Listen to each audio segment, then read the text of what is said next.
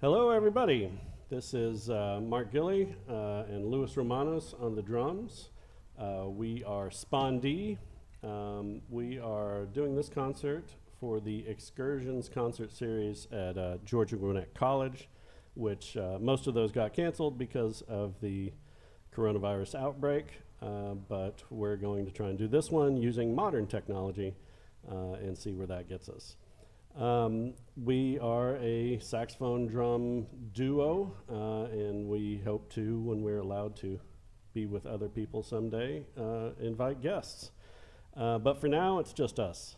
A couple of notes just about the group itself. The saxophone drum duo is not all that common, but there are examples of that out there, especially in the jazz world. There's one of my favorite saxophone players, Charles Lloyd, and he had a good friend named Billy Higgins. They put out an album called The Seekers not too long ago, right before Billy Higgins passed away. Back in the 70s, Dewey Redman and Ed Blackwell released a live concert performance called Red and Black, as long as that isn't escaping me. And there are many others out there. Obviously not the most common group, but not unheard of either. Before we begin playing, with each track we wanted to give a brief introduction explaining why we enjoy playing over these particular songs, what we were thinking of when we wrote them, and any interesting musical features. This is especially for those music appreciation students, but we hope that the rest of our audience will enjoy it as well. There are two elements in Daybreak that I really enjoy playing over. The first, if you look in the blue brackets in the score on the screen, is just a very simple rhythmic device. We move from simple quarter notes to dotted quarter notes. We move from on the beat to off the beat, from regular accents to syncopated accents, and measures 1, 2, and 3, and then it's basically repeated again. And then at the end, that first melody comes back. It sounds like this.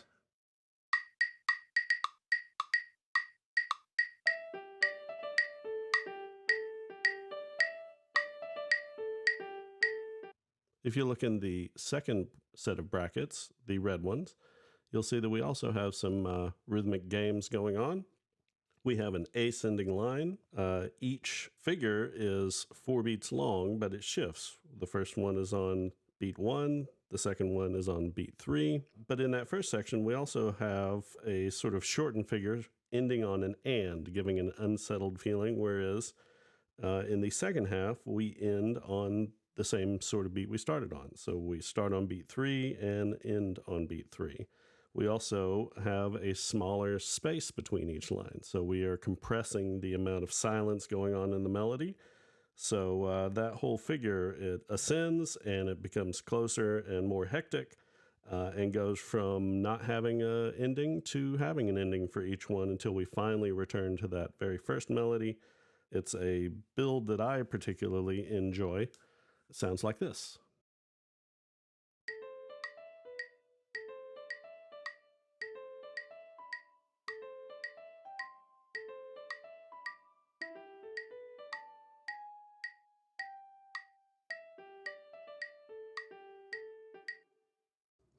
We hope you enjoy Daybreak.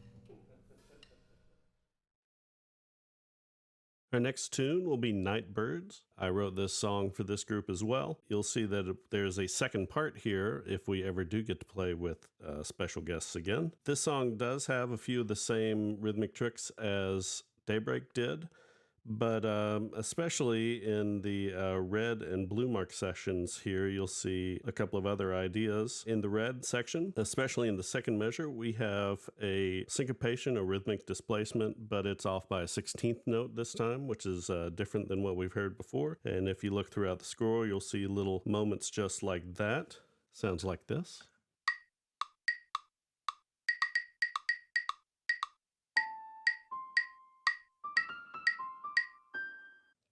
If you look towards the bottom of the page in the blue brackets, we have another kind of rhythmic game, if you will. A ratio, a large-scale ratio of 3 against 4. We are in 4/4. There's 4 beats per measure, but the figure I'm playing above that basic meter is in 3.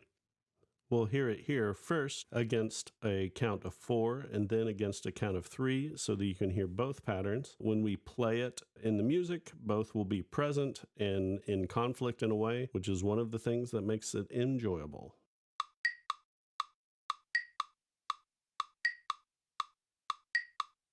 One, 2, 3, 4.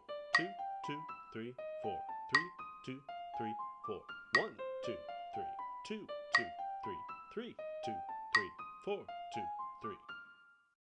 Additionally, in this song and in Daybreak before it, I use an idea borrowed from a guitar player named Robert Fripp, who is probably best known for playing with a band called King Crimson. He, in his solo work, especially in the 60s and 70s, had developed a technique using tape machines that he called Frippertronics, where he created multiple delays and sort of a wash of sound by running his guitar through multiple tape players set to echo the sounds that he had recorded back to him.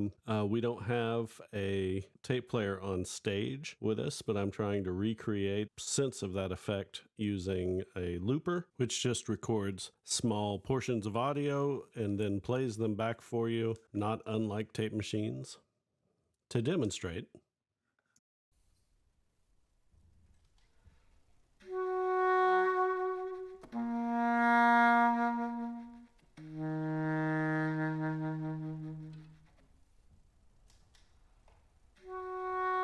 there's our first loop.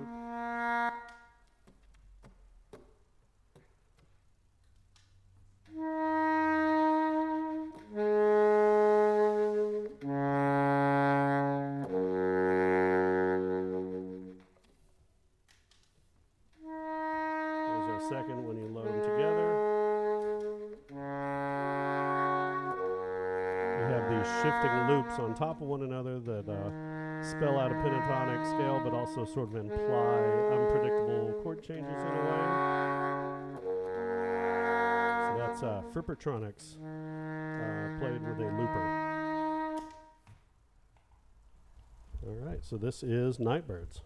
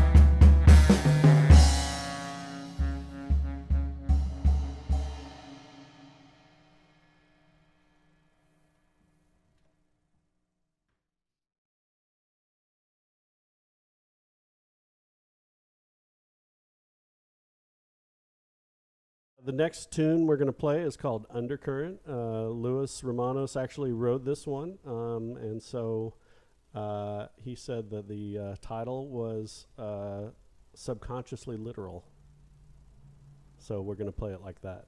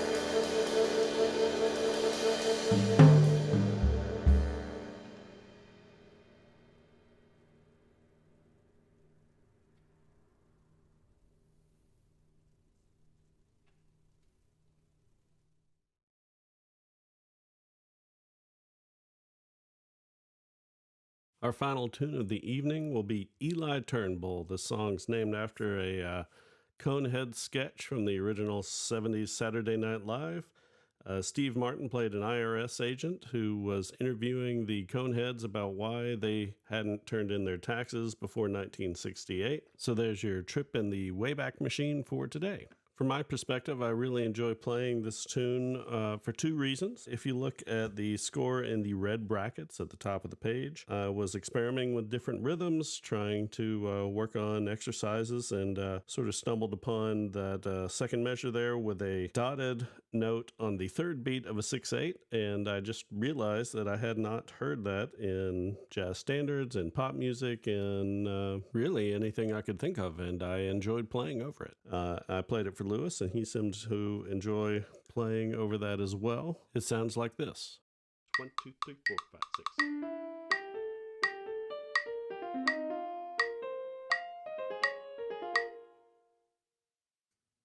It presented some challenges for both of us, especially in terms of improvising over it.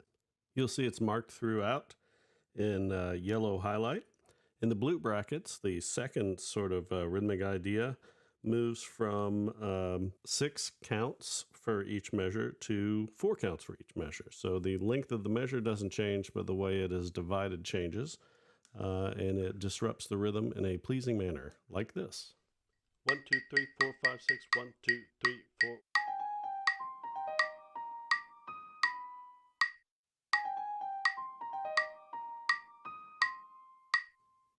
We hope you enjoy Eli Turnbull.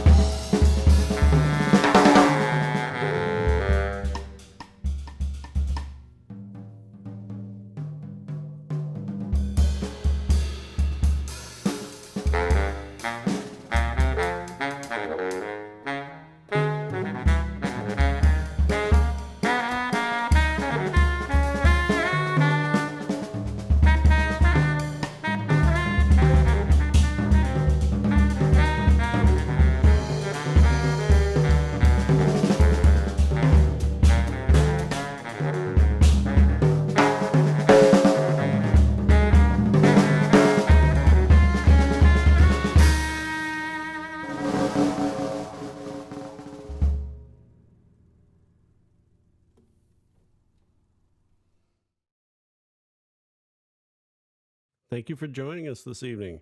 We are Spondee. My name's Mark Gilly. This is Louis Moranos on the drums. This was presented for the Excursions Concert Series at Georgia Gwinnett College. We hope that everyone washes their hands, stays healthy, and has a fantastic summer.